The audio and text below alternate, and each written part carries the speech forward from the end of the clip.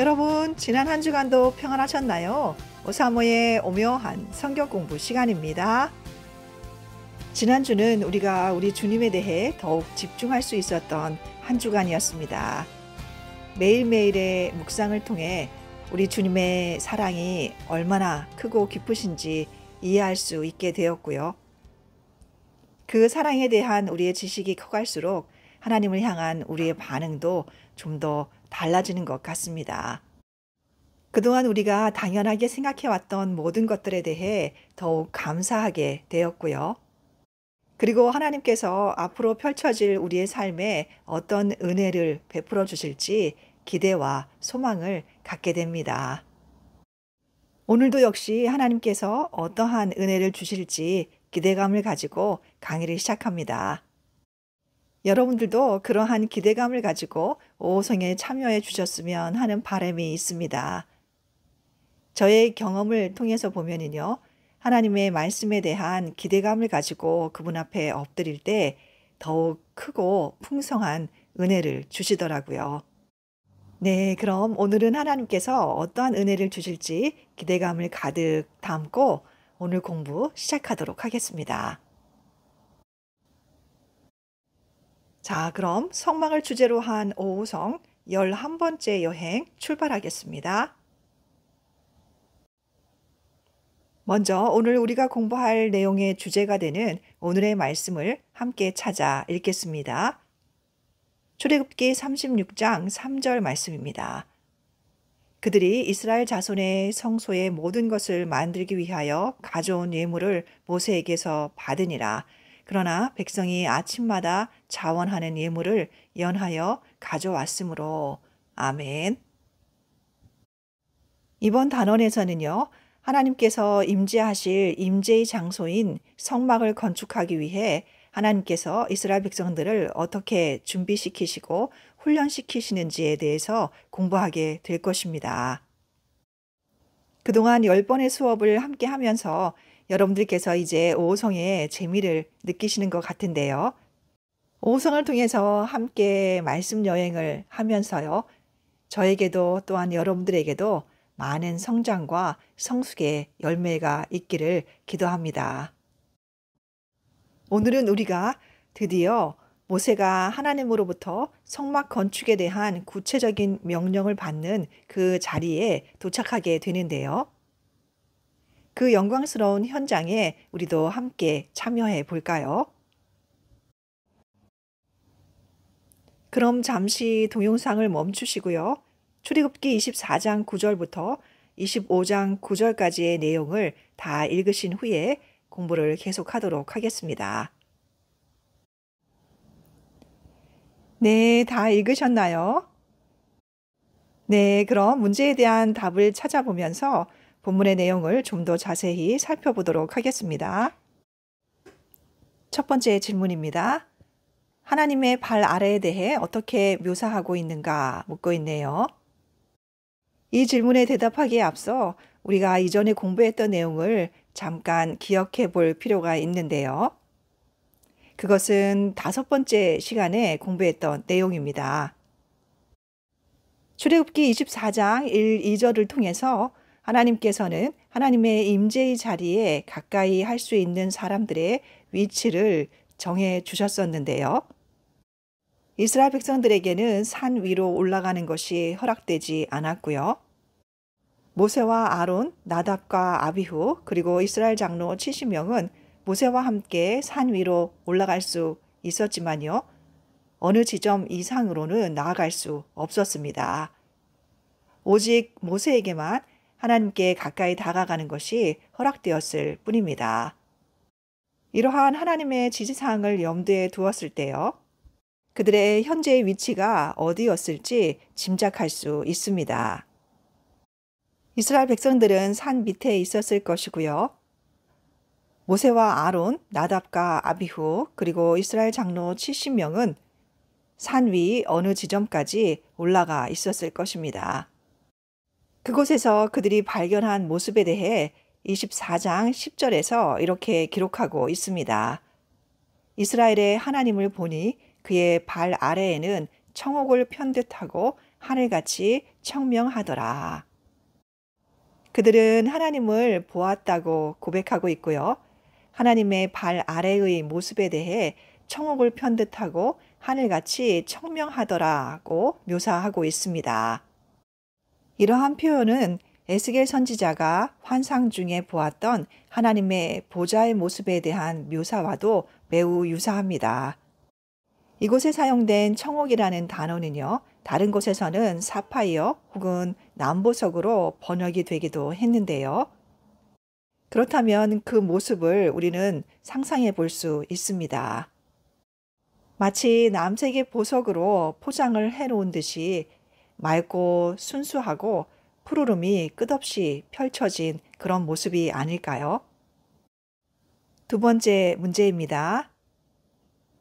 모세가 산에 오르자 어떤 일이 일어났나요? 하나님께서는 모세를 하나님께 더 가까이 오도록 부르셨고요. 그래서 모세는 산 위로 더 올라갈 수 있었습니다. 아마도 그 산의 정상에 오르지 않았을까 짐작해 볼 수 있는데요. 그렇게 모세가 산에 오르자 15절에 이렇게 기록하고 있습니다. 모세가 산에 오르매 구름이 산을 가리며 여호와의 영광이 시내 산 위에 머무르고. 이처럼 하나님께서는 모세를 부르신 후에 구름과 하나님의 영광을 통해서 하나님께서 그곳에 임재하셨음을 분명하게 나타내 보이셨습니다. 다음 문제는 그 산의 이름을 묻고 있네요. 우리가 좀 전에 읽었던 16절을 통해서 우리는 그 산의 이름이 신의 산임을 알 수 있습니다. 다음 문제 볼까요? 신의 산 위에 임한 하나님의 영광이 이스라엘 자손에게는 어떻게 보였나요? 네, 그렇습니다. 17절이 말해주고 있죠. 산 위에 여호와의 영광이 이스라엘 자손의 눈에는 맹렬한 불같이 보였습니다. 빽빽한 구름이 산을 가리우고 있었고요. 그 가운데 드러난 여호와의 영광의 모습이 이스라엘 백성들이 보기에는 마치 모든 것을 삼켜 버릴 듯한 맹렬한 불같이 보였던 것입니다. 하나님께서 그곳에서 그들과 함께 하신다는 그 증거가 얼마나 강렬했는지 그들의 표현을 통해서 잘 알 수 있습니다. 다음 문제입니다. 하나님께서 모세를 부르기까지 얼마의 시간이 걸렸나요?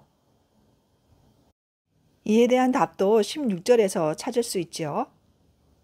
구름이 엿새 동안 산을 가리더니 일곱째 날에 여호와께서 구름 가운데에서 모세를 부르시니라. 하나님께서 모세를 부르시기까지는 7일이 걸렸고요. 아마도 이 기간은 모세가 하나님의 말씀을 받기 위해 준비하는 데 필요했던 시간이 아닐까 싶습니다. 다음 문제는 모세가 산 위에 머무른 기간을 묻고 있는데요. 그에 대해서는 24장 18절에서 확인할 수 있습니다. 모세는 구름 속으로 들어가서 산 위에 올랐으며 모세가 40일 40야를 산에 있으니라. 모세는 온전한 40일이라는 기간 동안 산 위에 머무르게 되는데요. 이 40일이라는 기간은 성경에 종종 등장하곤 합니다. 이러한 시간은 시험의 시간이기도 하고요. 또한 믿음을 강화시키는 시간이기도 합니다. 그런데 여기서 우리가 주목해 보아야 할 내용은요. 하나님께서는 천지를 창조하시는데 6일의 시간이면 충분하셨습니다. 그런데 성막을 건축하기 위한 지침을 주시기 위해 40일이라는 기간을 사용하셨다는 사실입니다. 그것은 매우 의미심장하다 할 수 있습니다. 그 이유에 대해서는 우리가 앞으로 공부를 계속해 나가는 동안 알 수 있게 될 것입니다. 다음 문제 보겠습니다.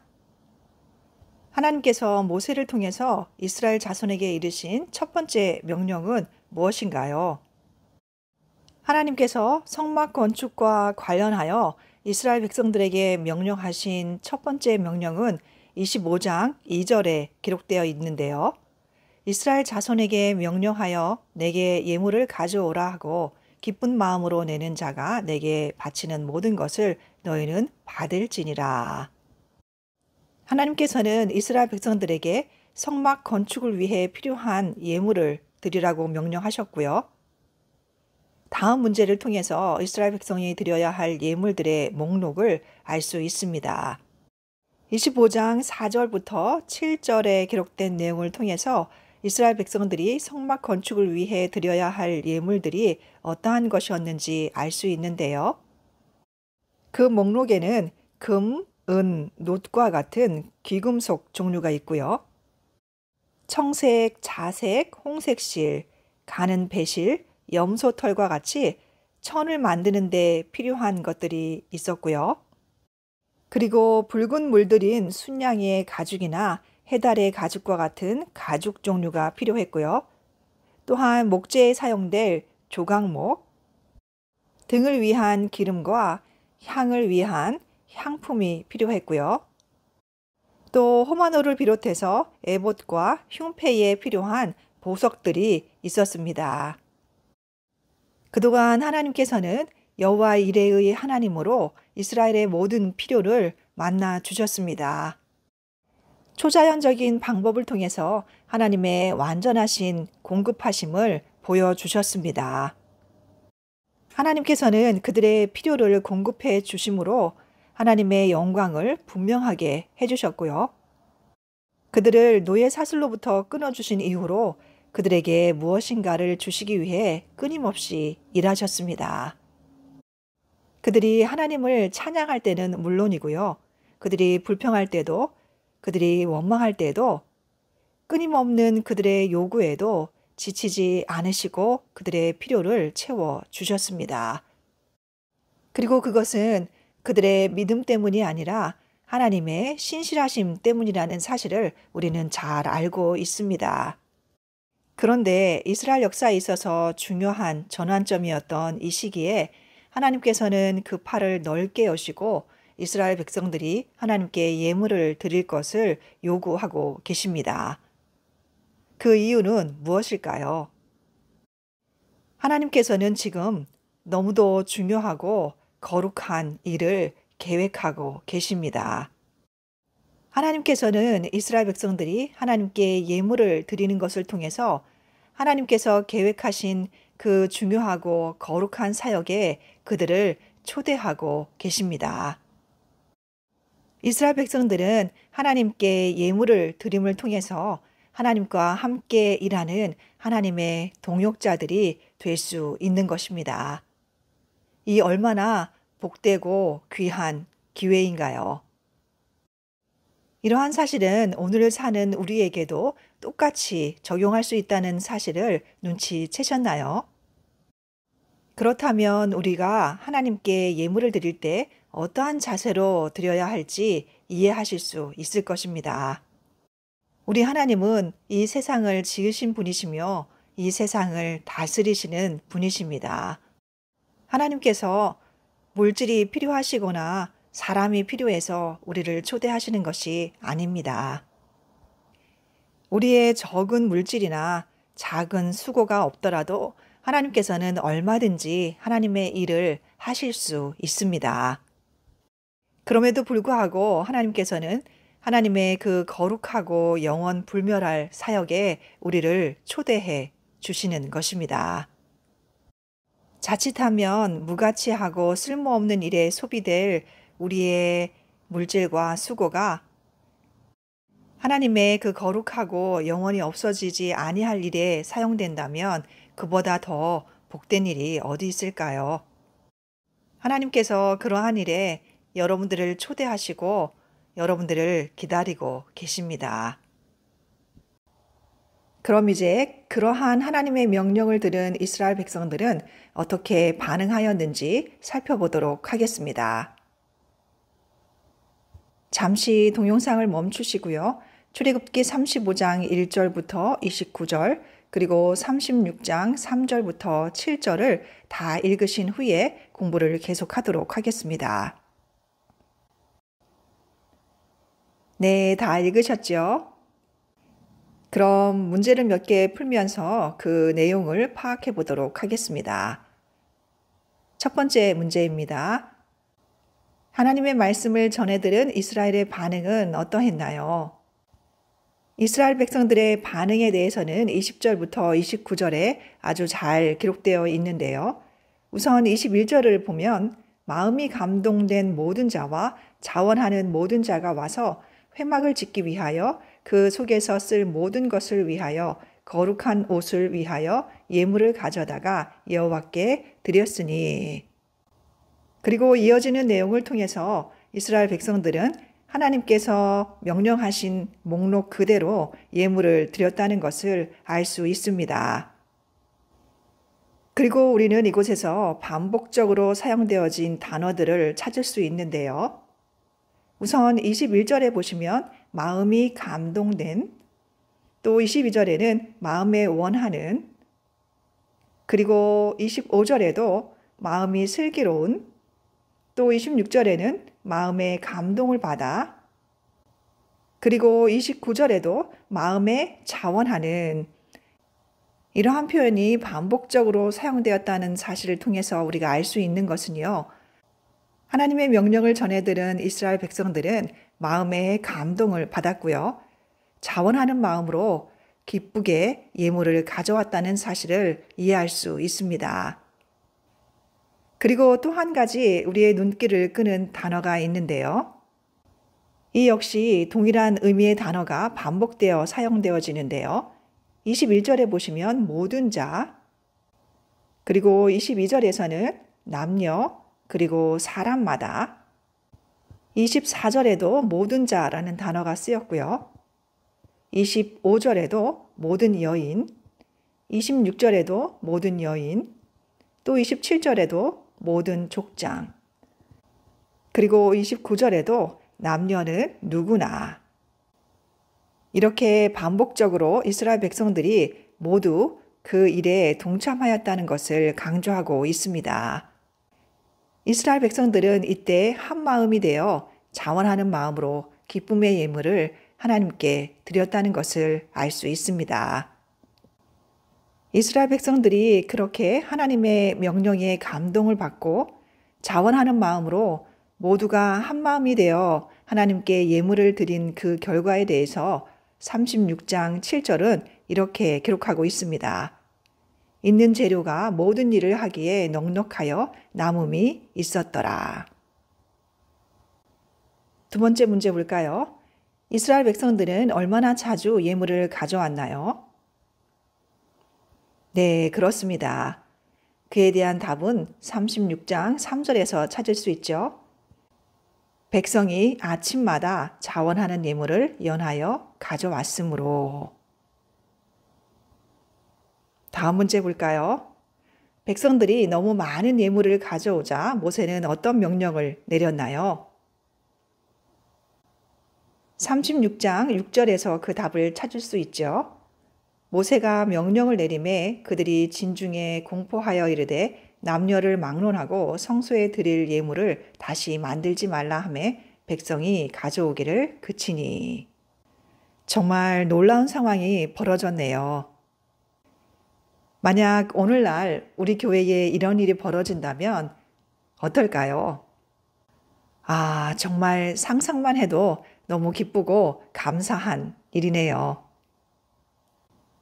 이스라엘 백성들이 하나님의 명령에 감동을 받고 자원하는 마음으로 아침마다 예물을 가져왔기에 그들은 성소를 짓고도 남을 만큼의 넉넉함을 가질 수 있게 되었고요.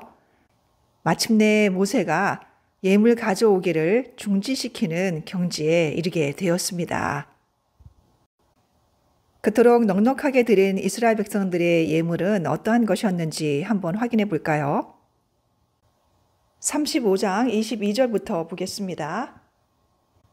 곧 마음에 원하는 남녀가 와서 팔찌와 귀고리와 가락지와 목걸이와 여러 가지 금품을 가져다가 사람마다 여호와께 금 예물을 드렸으며 무릇 청색, 자색, 홍색 실과 가는 배실과 염소털과 붉은 물들인 순양의 가죽과 해달의 가죽이 있는 자도 가져왔으며 은과 노수로 예물을 삼는 모든 자가 가져다가 여호와께 드렸으며 섬기는 일에 소용되는 조각목이 있는 모든 자는 가져왔으며 마음이 슬기로운 모든 여인은 손수 실을 빼고 그 뺀 청색, 자색, 홍색 실과 가는 배실을 가져왔으며 마음의 감동을 받아 슬기로운 모든 여인은 염소 털로 실을 뽑았으며 모든 족장은 호마노와 및 에봇과 흉패에 물릴 보석을 가져왔으며 등불과 관유와 분향할 향에 소용되는 기름과 향품을 가져왔으니. 이스라엘 백성들이 드린 예물의 목록은 앞에서 하나님께서 지시하신 예물의 목록과 일치하는 것을 알 수 있는데요. 애굽에서는 노예의 신분이었고요. 지금은 출애굽하여 아무것도 없는 광야를 걷고 있는 이스라엘 백성들은 이러한 것들을 어떻게 가질 수 있었을까요? 그에 대한 정보는 출애굽기 12장 31절부터 36절을 통해서 찾을 수 있는데요. 같이 찾아 확인해 보도록 하겠습니다. 밤에 바로가 모세와 아론을 불러서 이르되 너희와 이스라엘 자손은 일어나 내 백성 가운데에서 떠나 너희의 말대로 가서 여호와를 섬기며 너희가 말한 대로 너희 양과 너희 소도 몰아가고 나를 위하여 축복하라 하며 애굽 사람들은 말하기를 우리가 다 죽은 자가 되도다 하고 그 백성을 재촉하여 그 땅에서 속히 내보내려 하므로 그 백성이 발교되지 못한 반죽 담은 그릇을 옷에 싸서 어깨에 매니라. 이스라엘 자손이 모세의 말대로 하여 애굽 사람에게 은, 금, 패물과 의복을 구하매 여호와께서 애굽 사람들에게 이스라엘 백성에게 은혜를 입히게 하사 그들이 구하는 대로 주게 하심으로 그들이 애굽 사람의 물품을 취하였더라. 아멘. 지금 읽은 구절에는 출애굽 당시의 급박한 상황이 잘 기록되어 있는데요. 10번의 재앙을 통해서 더 이상 이스라엘 백성의 하나님께 저항할 수 없다는 것을 알게 된 바로와 애굽 사람들은요. 이스라엘 백성들이 하루빨리 자신들의 땅을 떠나기를 원하였고요.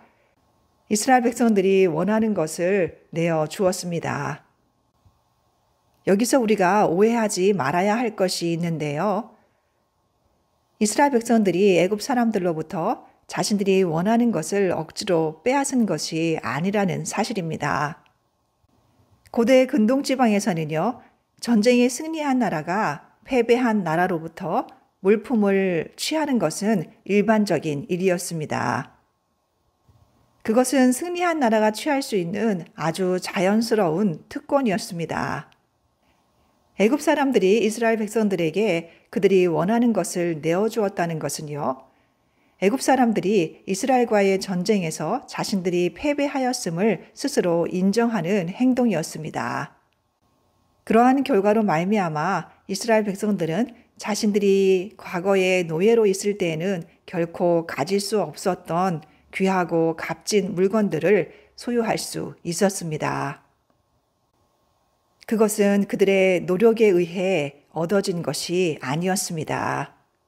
하나님의 주권적인 역사심에 의해 이루어졌던 출애굽의 과정 속에서 은혜로 얻게 된 현실적인 결과였습니다. 모세를 통해 하나님의 명령을 전해들은 이스라엘 백성들은 하나님께서 그들을 구원해 주시기 이전에는 자신들이 아주 가난한 상태였다는 것을 기억했습니다. 자신들이 지금 소유하고 있는 그 어떤 것도 하나님으로부터 비롯되지 않은 것이 없음을 깨닫게 되었습니다. 아마도 이때의 이스라엘 백성은 다음과 같은 원리를 잘 이해하고 있었던 것 같습니다. 역대상 29장 12절부터 13절의 말씀을 함께 찾아 읽어볼까요? 부와 귀가 주께로 말미암고 또 주는 만물의 주제가 되사 손에 권세와 능력이 있사오니 모든 사람을 크게 하심과 강하게 하심이 주의 손에 있나이다. 우리 하나님이여 이제 우리가 주께 감사하오며 주의 영화로운 이름을 찬양하나이다. 아멘. 우리가 출애굽기 16장을 통해서 배운 사실에 의하면 이스라엘 백성들은 아침마다 여호와의 영광을 발견하였습니다. 매일 아침 만나를 거두면서 이스라엘 백성들은 그들이 가진 모든 것들이 하나님으로부터 비롯되었음과 동시에 하나님 없이는 굶어 죽을 수밖에 없다는 사실을 자각하고 감사를 드렸을 것입니다. 그러한 자각과 감사는 그들이 아침마다 자원하는 마음으로 기쁘게 하나님께 예물을 드리는 행동으로 연결되었던 것입니다. 만물의 주제가 되시는 하나님의 주권을 인정하고 우리가 소유하고 있는 모든 것들이 하나님으로부터 비롯되었다는 것을 믿고 인정한다면 하나님께서 하나님의 거룩하고 영원한 일에 우리가 가진 것을 사용하기 원하신다는 것을 알게 되었을 때 우리는 자원하는 마음으로 기쁜 마음으로 하나님께 드릴 수 있을 것입니다. 그러한 반응을 통해 우리는 하나님의 일에 참여할 수 있게 되고요. 하나님의 동역자가 되는 영광을 누리게 될 것입니다.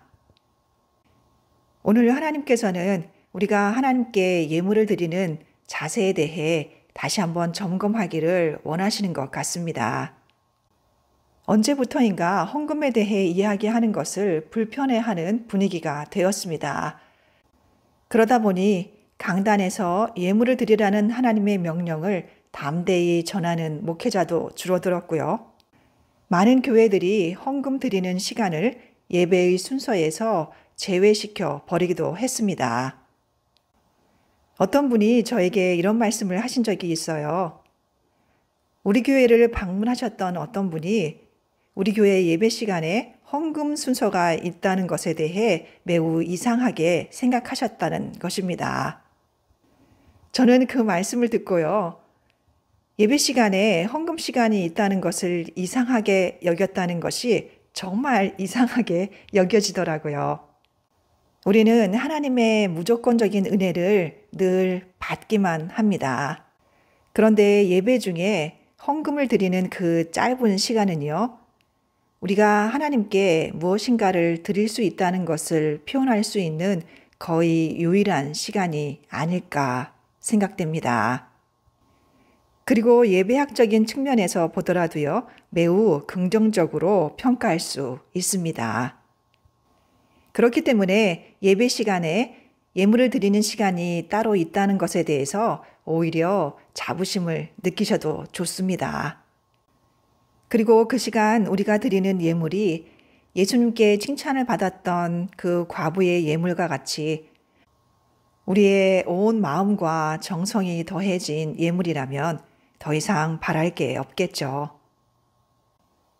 여러분들께서 어떤 종류의 예물을 드리시던지 간에 오늘 배운 내용을 꼭 기억하시기 바랍니다. 수천 년 전에 하나님께서 이스라엘 백성을 통하여 성막을 건축하셨던 것과 마찬가지로 오늘날 그리스도께서는 우리를 통하여 그의 나라를 건설하고 계십니다. 기도하겠습니다.